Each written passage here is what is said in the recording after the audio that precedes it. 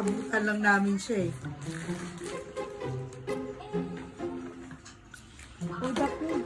Lalo na unang pag-gusto niya sa akin.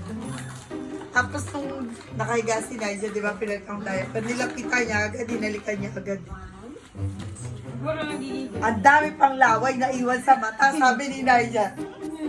Parang yak!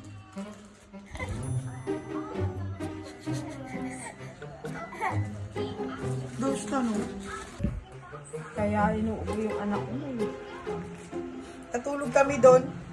Parang ubo ni Naija, si Kuda, pinama naman yan. Ganun lang talaga dapat. Huwag ginagawa mo ito. Diba? Gusto niyang ganyanin si Naija. Hindi wrestling. Tingnan mo. Kaya kung hila-hila niya si Naija, alam mo, mali. Huwag ka.